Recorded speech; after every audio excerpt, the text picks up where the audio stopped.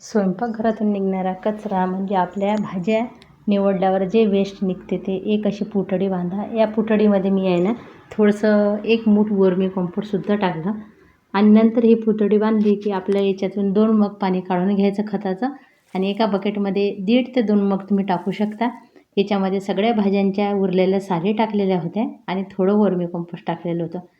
कारण आपण ज्या भाजीच्या साली असते ना त्याच्यामध्ये ग्रीनमध्ये भरपूर असे व्हिटॅमिन्स असते की जे आपल्या भाज्यांपेक्षाही त्या सालीमध्ये असतात. त्या सगळ्या साली झाडांच्या भाज्यांच्या सगळं एकत्र करून तुम्ही जर एखादी पुतंडी बांधली किंवा एखाद्या अशा कॉटनच्या पिशवीत ठेवला त्याच्यातला जो अर्क निघते ते खत म्हणून आपण उपयोगाला झाडांसाठी टॉनिकचं काम करते.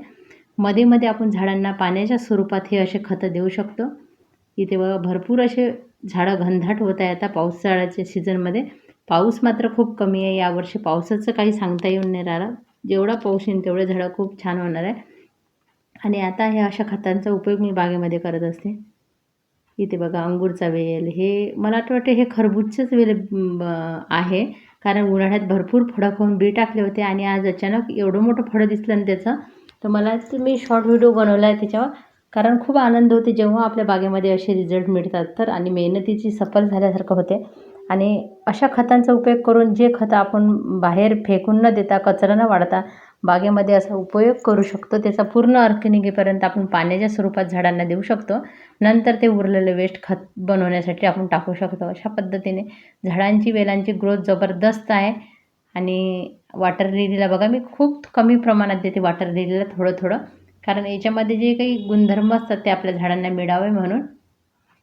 आता पूर्ण वॉटर लिलीला कळ्या यायला लागल्या.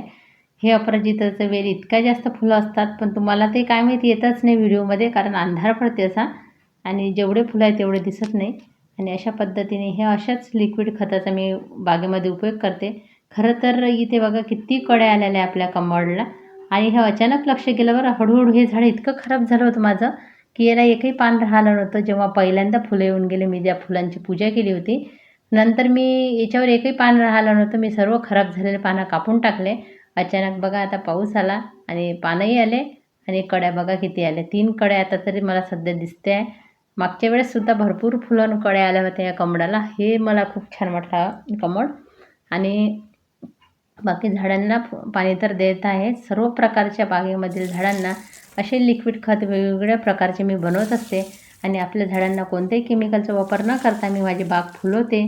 अशा पद्धतीने जे काही दाखवते ना तर तुम्ही पण तुमच्या बागेमध्ये उपयोग करू शकता याच्यासाठी. आणि हा नजारा बघा इतका सुंदर असते सकाळी दुपारी कधीही या तुम्ही बागेमध्ये. हे पक्ष्यांची संख्या इतकी जास्त वाढली आणि मस्त वाटते त्यांना बघून. आणि छोट्या झाडांना अगदी थोडंसं टाकत असते मी हे खत. आणि मोठ्या झाडांच्या याच्याप्रमाणे आपण टाकावं की जे बाहेर जाऊन वेस्ट नाही झालं पाहिजे अशा पद्धतीने टाकत आहे. आपला जास्वंद आहे, हे भरपूर झाडांची कटाई केली ना त्याच्यामुळं. आणि इथे सुद्धा मला एका कमळाला आज कळी दिसली होती. ते बघून मला तर खूप जास्त आनंद झाला होता. अचानक दिसते मला ती आणि तो रंग कोणता निघते तेही समजेल. बोगनवेलाला बघा भरपूर फुलांनी भरलेले माझे दोन्ही झाडं. पण त्यालाही खूप दिवसापासून पाणी नव्हतं ना, तर पाणी दिलं. कारण उष्णता इतकी जास्त वाढलेली आहे या वर्षात आणि पावसाचा अजूनही पत्ता नाही आहे. पाऊस येते 2-4 थेंब येतात आणि जातात. त्याच्यामुळे झाडांची ग्रोथ मात्र अजून वाढण्यासाठी पावसाची आवश्यकता नाही.